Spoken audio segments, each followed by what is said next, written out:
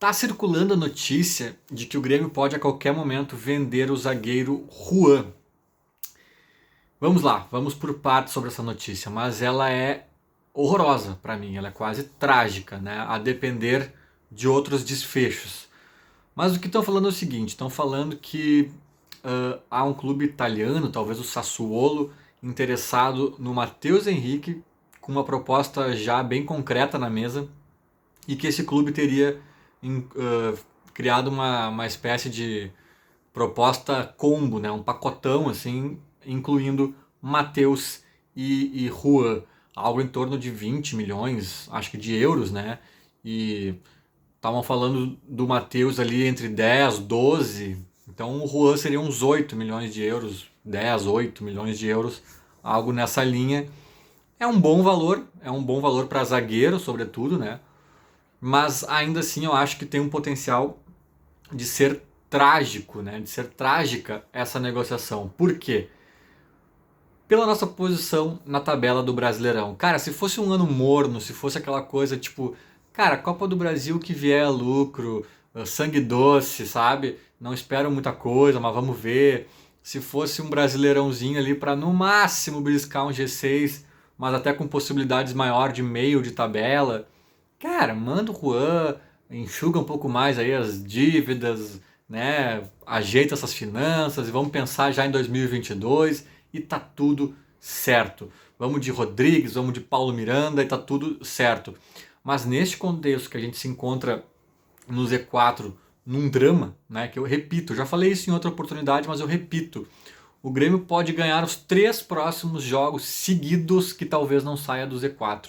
Acredito que saia, mas ainda fique num contexto totalmente de risco, né? Ganhando os próximos 2 talvez não saia mesmo, né? E aí, tipo, cara, essa é a situação que a gente se encontra no momento. Porque imagina que tem a possibilidade de a gente não ganhar as próximas partidas seguidas. Então, é uma bola de neve. A coisa é complicada. E neste momento, na minha opinião, o Juan é o nosso único reserva confiável. Num cenário, ainda por cima, em que os dois titulares estão se lesionando um pouquinho mais do que o normal, sabe? Até acho que os dois, né? Mas o Kahneman mais recentemente veio também de um episódio de Covid, talvez não tenha se recuperado plenamente ali, tenha atrasado talvez a recuperação física, o ritmo, etc. Eu não sei o que ocorre exatamente. Acho que a pandemia, o calendário, né, nesse período também atrapalhou fisicamente muitos atletas. Tem todo um contexto, o Jeromel, sobretudo, não é mais guri, né? Não é aquela coisa de caída do muro, passar saliva na ferida e vai embora. Chega uma idade que a coisa já é um pouquinho mais lenta, o metabolismo não é o mesmo. Então, neste cenário de calendário extenso e 2 titulares apenas suscetíveis a suspensões, lesões, etc., cara, nós vamos ficar muitos e muitos jogos nas mãos de Rodrigues e Paulo Miranda. Eu não acho nenhum deles confiável. Eu acho que o Rodrigues são casos diferentes. O Rodrigues é jovem ainda. Eu acho que a gente ainda não tem a real dimensão do tamanho do Rodrigues.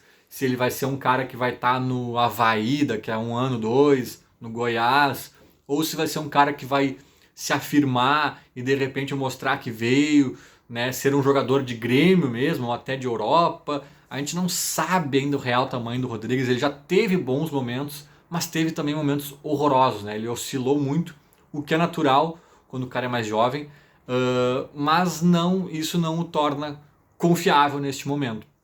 E já o Paulo Miranda não é confiável por outros motivos. A gente sabe exatamente o tamanho dele, a gente sabe exatamente o teto dele, e é um teto baixo, ainda mais com uma idade um pouco mais avançada.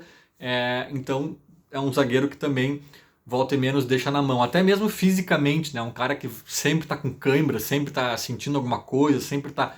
Então, até mesmo nesse sentido de não estar disponível, ele não é confiável.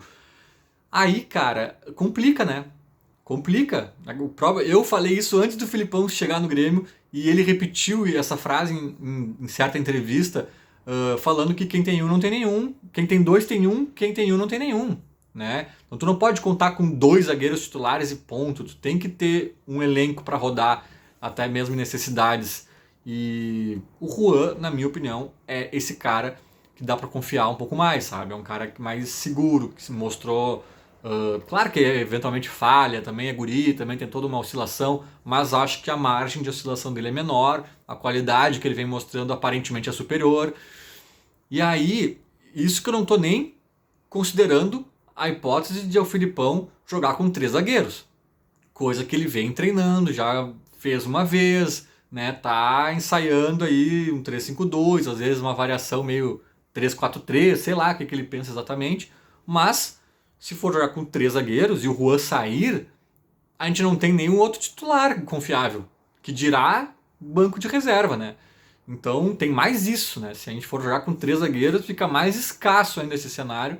Mas mesmo jogando com 2, é muito arriscado tu mandar o teu único reserva confiável embora.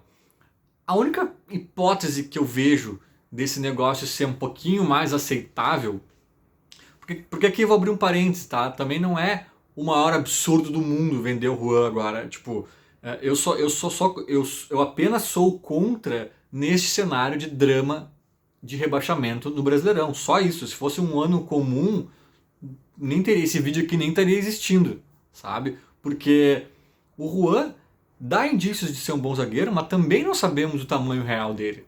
Também não sabemos se daqui a pouco é fogo de palha e vai estar jogando no Goiás daqui a 2 anos. Não sabemos. Né? Essa é a verdade. Quando o cara é muito jovem, tem muitos pontos de interrogação para qualquer jogador, sabe? Então, uma proposta que beira, sei lá, os 10 milhões de euros, que é o que estão falando, cara, de repente é um cavalo passando encilhado, né? De repente a gente segura ele, não vende, aí a gente percebe que ele não era tão bom assim, e a gente percebe que ele nem serve para Grêmio, a gente tem que se desfazer dele não ganhando nada. Aí o Grêmio botou, sei lá, 50 milhões de reais no lixo, né?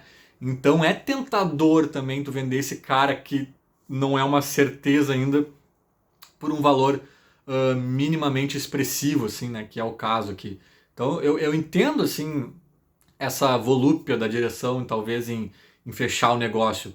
Mas, repito, né, cara, cair para a Série B é algo que não tem preço, não, é um prejuízo incalculável, muito além do financeiro, né, um prejuízo simbólico, emocional, desportivo e até mesmo financeiro. É um prejuízo financeiro enorme cair para a Série B. Então, neste cenário específico que a gente está vivendo, talvez seja mais negócio segurar o Juan. Ainda que corra o risco de ele não vingar e a gente perder essa oportunidade de venda. Azar, agora vamos focar no campo. Então, por isso que eu estava dizendo, a única hipótese que eu vejo desse negócio ser mais aceitável é se o Grêmio tem um zagueiro engatilhado. Eu vou dar um exemplo aqui, que eu sei que não é unanimidade, ainda mais por causa de um contexto bem específico, mas esses tempos falou-se, né, eu ouvi o boato de que talvez o Dedé pudesse estar no radar. Dedé, ex-Cruzeiro, ex-seleção brasileira. Cara, eu até ia olhar a idade dele antes de fazer esse vídeo e acabei me esquecendo. Tô sem o outro celular aqui e sem o computador também para olhar rapidamente, mas é 30 e poucos. É 30 e poucos, não é guri. Eu sei que não é a contratação dos sonhos de ninguém, ainda mais no contexto que a gente veio contratando muito ex-cruzeirense, né? E não foram boas experiências. Então eu sei que a galera deve ter um ranço porque é uma contratação com o mesmo perfil. Ex-cruzeiro, 30 e poucos anos, blá blá blá.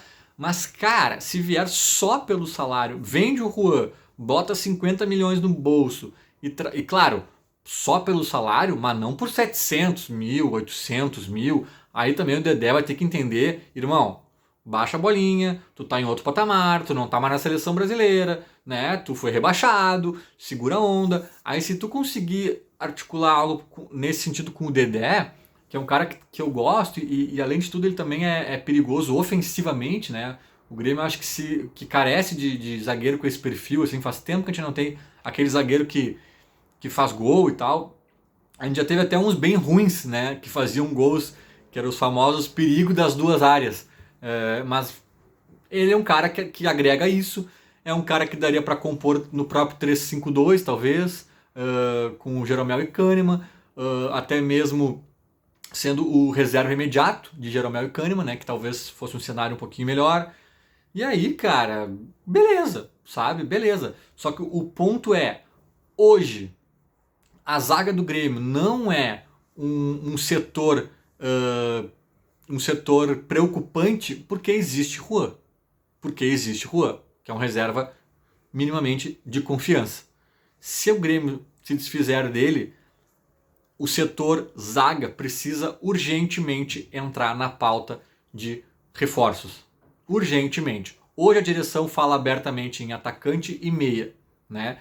Todo mundo já sabe que tem no mínimo aí um lateral esquerdo que está sendo negligenciado, né? Então fica a dúvida se vão vender o Juan e vão se conscientizar que a zaga passa a ser um foco, ou vão vender o Juan e continuar buscando só meia e atacante. Aí preocupa.